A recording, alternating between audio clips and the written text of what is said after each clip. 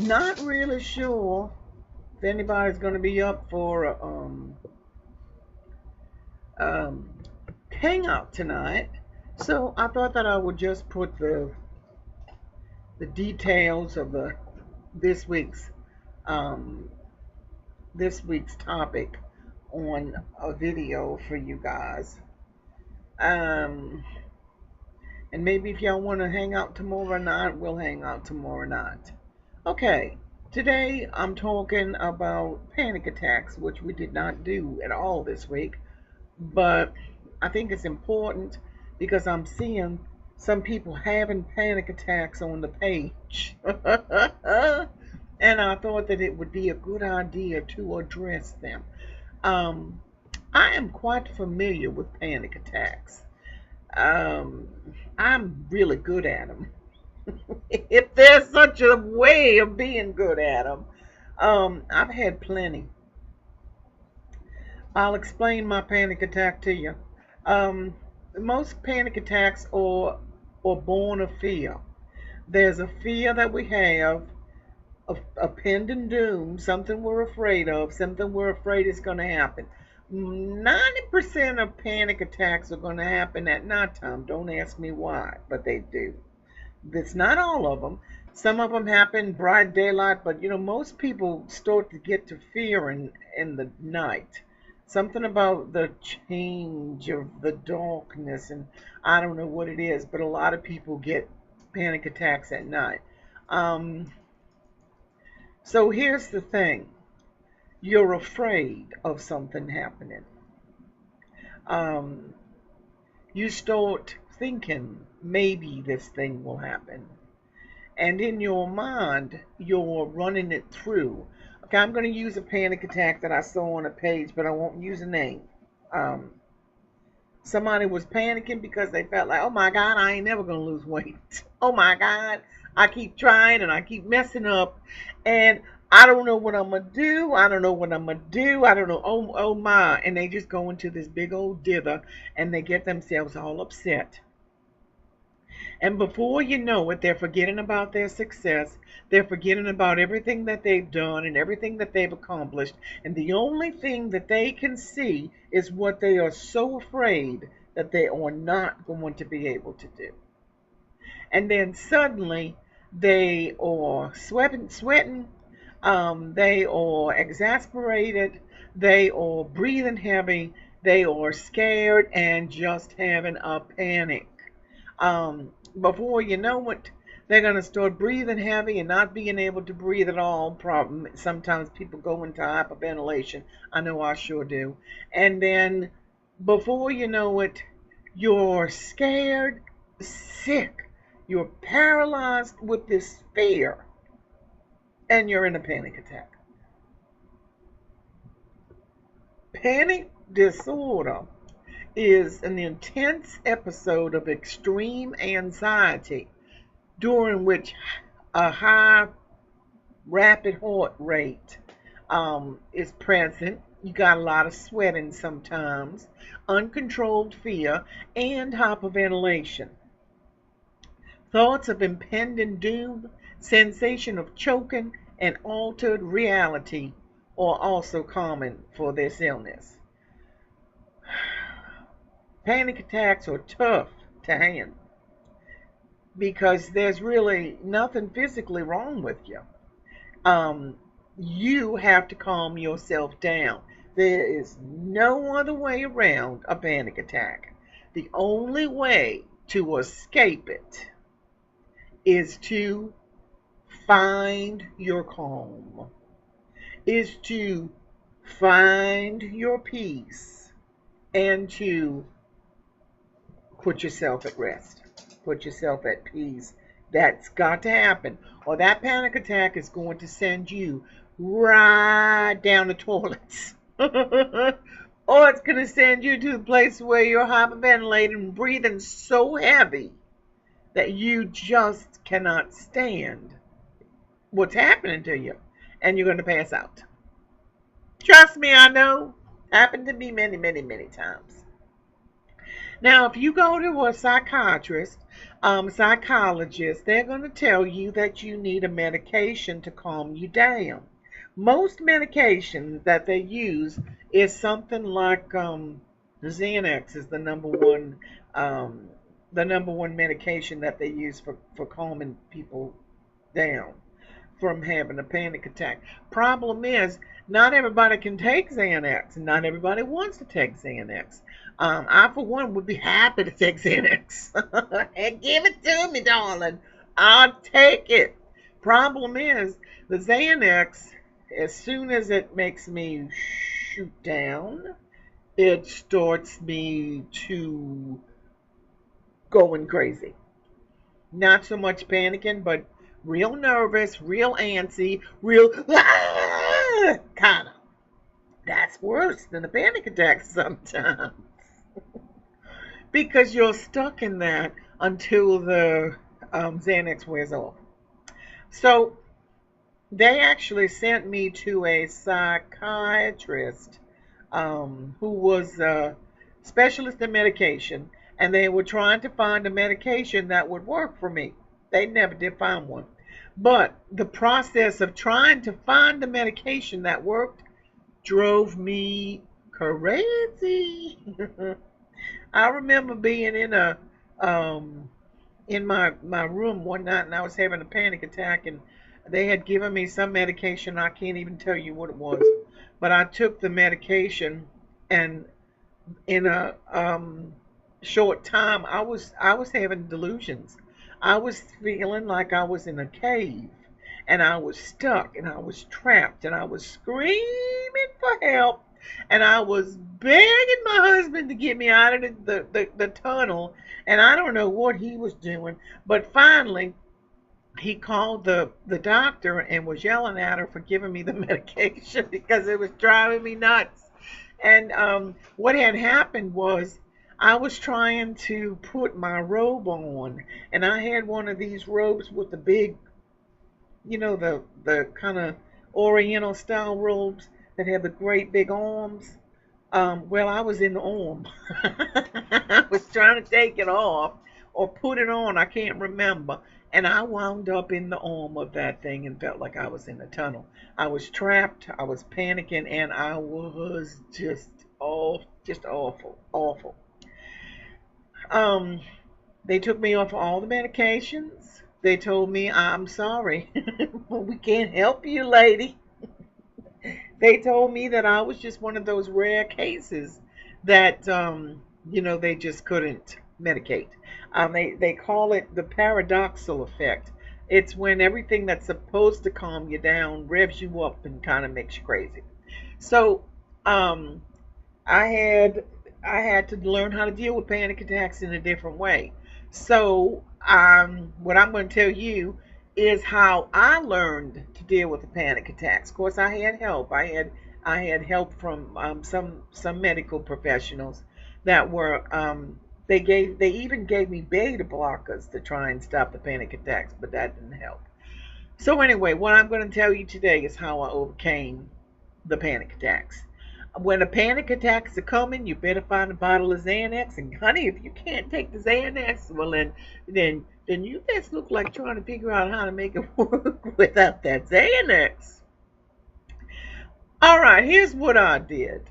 I realized that um, most of the panic attacks come from fear. And it was the fears that I was having that was causing me to have the panic attacks. So I tried to find a way to identify the panic attack before it got a hold of me. Um, Most of the time, when I was getting ready to have one, it was because I was afraid of something happening.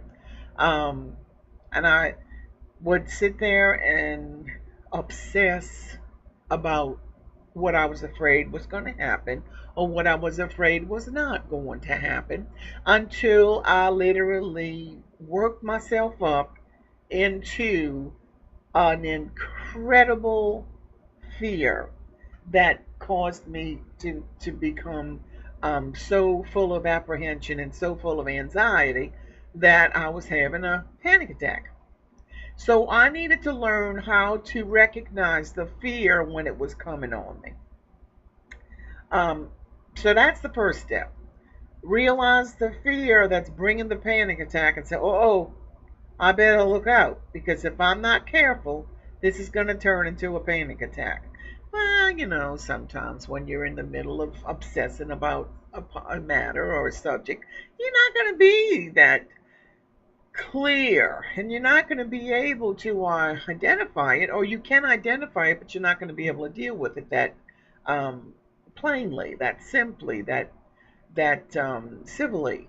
So what happens next is you have to talk to yourself.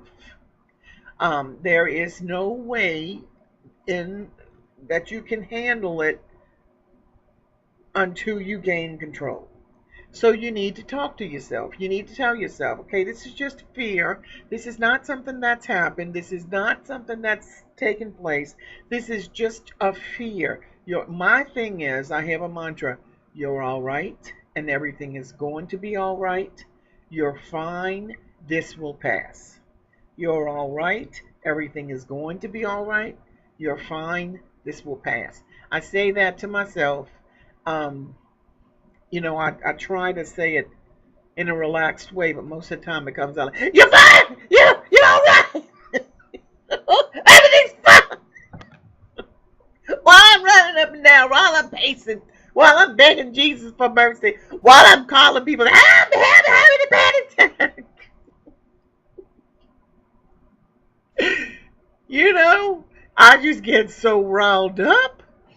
I'm much better now. Much, much better. I'm just letting you know that I understand how horrible it can be. So you talk to yourself and you calm yourself down.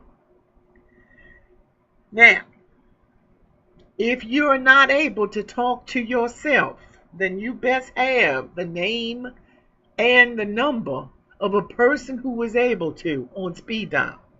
Because when you go into a panic attack, if you don't have the power to gain control of yourself, then you need somebody who can talk you down. And my person is my daughter. She's the one that calms me down. She's the one that says, "You're okay, Mom. You're all right. Everything's all right. This is just a fear you have. This is not something that's happening." She does what I should be doing for myself, but I can't because I'm in too much of a dither. I'm in too much of a panic already. So I need somebody to relax me, to calm me down. The next step is to administer relaxation techniques. Now, everybody should have one of these. Y'all know what mine is. Mine is Tai Chi. Tai Chi is a relaxation, deep breathing exercise. Um, um, it a lot of people say that it's a defensive exercise, but it's not for me. It is something that makes you extend and stretch your muscles, and that way you're getting rid of all the tension and all of the anxiety and built up stress. And you're breathing deeply. You take a deep breath, you hold a pose, and then you push the pose and the stretch and the breath. Tai Chi is one of the best things that I have ever discovered. And it has literally helped me through a lot of stuff. When I'm up at night and can't go to sleep, Tai Chi, Tai Chi, Tai Chi. When I'm having a panic attack and I don't know what to do, Tai Chi, Tai Chi. When I'm in a position where I want to eat everything inside because I'm nervous or because I'm having a problem with an issue or an emotion, Tai Chi, Tai Chi, Tai Chi, Tai Chi. See, that works for me. I don't know what yours will be, but you have to find something that helps you to relax. So you need to find your relaxation technique, whether it's Tai Chi, whether it's reciting poetry or quoting scriptures from the Bible, whether it's praying, whether it's what's that other one? Yoga. or some other kind of meditation, whatever it is, you need to find it and you need to keep it handy. So when this kind of stuff happens, you can work yourself out of it. And the last thing is to, oh, I already said that, the safe person. Make sure that safe person is on speed dial. Because, honey, if you don't have that going on for you, then you're in trouble. And because you're not going to be able to pull yourself out of it. But let me go over the steps again. Number one, find a way to identify the panic attack before it takes hold. Number two, talk to yourself. Get a grip. Realize it's just a panic attack. Number three, administer relaxation techniques. And number four, have a safe person you know can talk you down and out of the panic attack, and have them on speed dial. Make sure that you can get to them in a hurry and make sure that they're willing to be there for you.